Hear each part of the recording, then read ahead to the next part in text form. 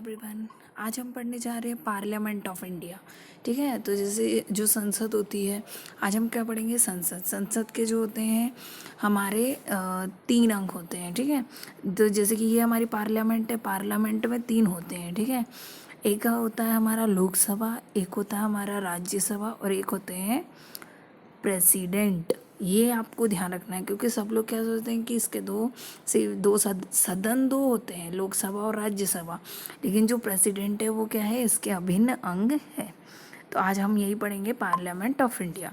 तो ये जो है वो इंडिया की पार्लियामेंट है। ठीक है, तो फर्स्ट क्वेश्चन हमारे, भारत में सरकार की संसदीय प्रणाली कहाँ से ग्रहण की गई है? तो ये हमने कहाँ से ग्रहण की है? ब्रिटिश संविधान से ली है।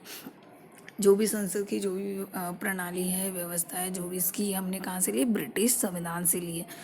संसदीय प्रकार की सरकार की एक प्रमुख विशेषता है। क्या प्रमुख विशेषता है? कि जो संसद के प्रति मंत्री परिषद का सामूहिक उत्तरदायित्व है ना। और हमने ऐसा भी पढ़ा था कि जो लोकसभा होती है वो मंत्री परिषद के प्रति उत्तरदायी होती है। ठीक है, किसने कहा था संसदीय लोकतंत्र का अर्थ है एक व्यक्ति और एक मत, मतलब एक व्यक्ति है तो उसका एक वोट। तो ये किसने कहा? B.R. अम्बेडकर जी ने। भारत की संघीय व्यवस्थापिका को किस नाम से जाना जाता है? तो संसद। जो संघीय व्यवस्था है उसको हम क्या बोलते हैं? संसद बोलते हैं। ठीक है,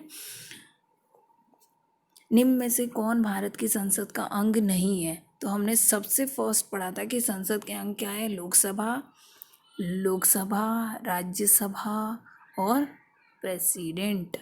ठीक है, तो लोकसभा अध्यक्ष जो है वो इसके अंग नहीं है। संसद के कितने सदन होते हैं? तो सदन जो होते हैं वो 2 होते हैं। एक लोकसभा होता है और एक क्या होता है? राज्यसभा होता है।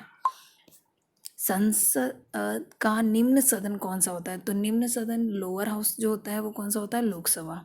संसद का उच्च सदन कौन सा होता है? तो राज्यसभा। संसद के किस सदन को प्रतिनिधि सभा कहा जाता है? तो लोकसभा को। ठीक, संसद का स्थायी सदन कौन सा है? तो स्थायी सदन जो है वो क्या है? राज्यसभा। संसद के किस सदस्य को गैर सरकारी सदस्य कहा जाए? मतलब कि ऐसे कौन से सदस्य होते हैं जिन्हें हम क्या बोल सकते हैं? गैर सरकारी बोलते हैं। ठीक है, तो मंत्रियों के अतिरिक्त अन्य सभी सदस्य, मतलब कि जो मंत्री हैं उनके अलावा जो मेंबर्स होंगे उन्हें हम क्या बोलेंगे? गैर सरकारी बोलेंगे। निम्नलिखित में से कौन सा एक प्रावधान भारतीय संविधान के अंतर्गत संसद के सदस्यों के विशेषाधिकार तथा मुक्तियों को निर्धारित करता है? तो अनुच्छेद 105। निम्नलिखित में से कौन हमारे देश के दोनों में से किसी भी सदन का सदस्य नहीं होता? तो राष्ट्रपति जो है वो संसद के, मतलब कि दोनों सदन के सदस्य नहीं होते हैं, वो संसद के एक अभिन्न अंग है। भारत के राष्ट्रपति संसद के दोनों सदनों को प्रथम सत्र के प्रारंभ में कब संबोधित करते हैं? तो प्रतिवर्ष लोकसभा के लिए प्रत्येक आम चुनाव के बाद, जो राष्ट्रपति हैं वो क्या करते हैं? प्रथम सत्र को प्रारंभ करते हैं। लोकसभा के चुनाव में किस प्रकार की चुनाव प्रणाली अपनाई जाती है? तो प्रादेशिक प्रतिनिधित्व प्रणाली। ठीक है, निम्न में से किसके चुनाव के लिए एकल स्थानांतरण मत व्यवस्था अपनाई जाती है? तो किसके? राष्ट्रपति तो हमने STV, सिंगल ट्रांसफर वोटिंग, है ना, राज्यसभा के लिए भी और राज्य विधान परिषद के लिए, तो इन सभी के लिए। ठीक है, लोकसभा के लिए चुने जाने के लिए उम्मीदवार को कौन सी शर्त पूरी करनी चाहिए? तो इसके लिए कौन सी है? उम्मीदवार को अपने निर्वाचन क्षेत्र का पंजीकरण मतदाता होना जरूरी नहीं है। कोई व्यक्ति संसद का सदस्य नहीं बन सकता है यदि, देखो, यदि अगर वो मतलब संसद का सदस्य कब नहीं बन सकता है?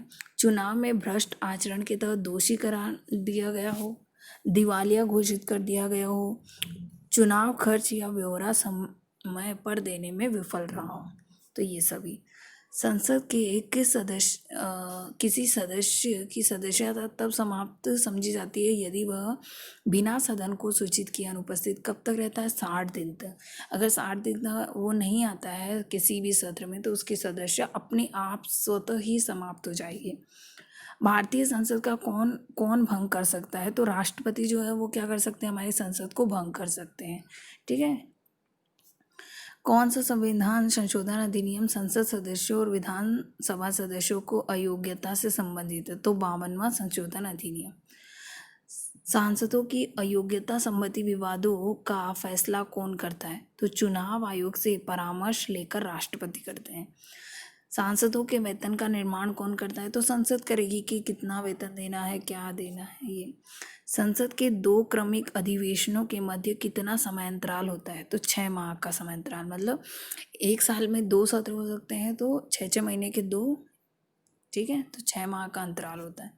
एक वर्ष में कम से कम कितनी बार सदन की बैठक का होना आवश्यक है? एक वर्ष में 2 बार, 6 महीने 6 संसद के कुल सदस्यों का कितना भाग वैधानिक चैम्बर की मीटिंग बुलाने के लिए आवश्यकता गणपूर्ण, मतलब जिन्हें कोरम बोलते हैं कि कोरम है, तो 1/10 सदस्य। कोरम के संबंध में कौन सा कथन सही है? तो कोरम पूरा होने के लिए लोकसभा में 55, मतलब कि कुल संख्या का हम 1/10 निकाल लेंगे, ठीक है, सदस्य, और राज्यसभा में 25 सदस्य होना चाहिए।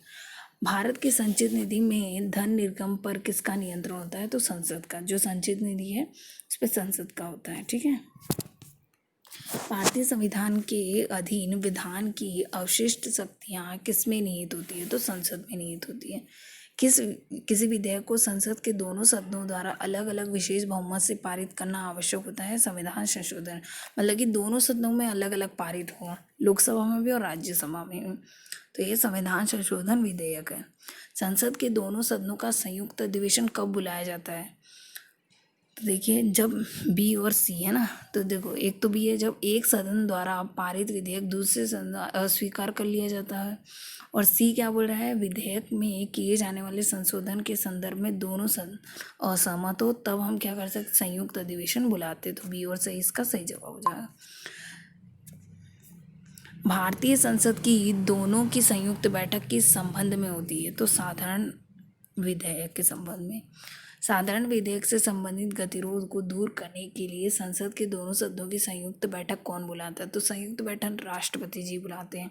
स्वतंत्र भारत में अब तक कितनी बार संयुक्त अधिवेशन हो चुके हैं? तो 4 बार जो है वो क्या हो सकते हैं, हुए हैं, अभी तक संयुक्त अधिवेशन हुए हैं।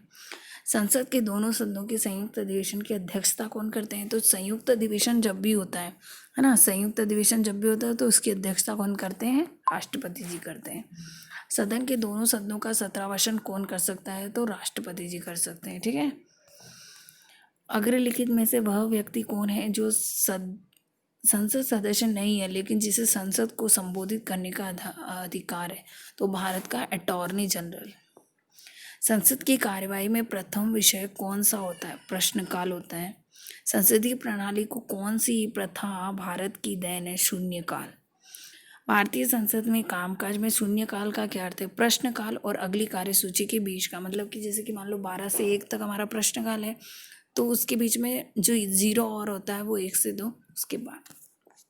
जब किसी संसद सदस्य को यह लगे कि किसी मंत्री के मामले में तथ्यों को छुपाकर सदन का विशेषाधिकार भंग किया गया है तो उसके द्वारा उठाया गया प्रस्ताव क्या कहलाता है? तो विशेषाधिकार प्रस्ताव। अस्थायी सदन भारत में कब तक रही, है ना? तो अस्थायी संसद जो है, अस्थायी संसद, वो 1952 तक, 1952 में हमारी संसद बन गई थी।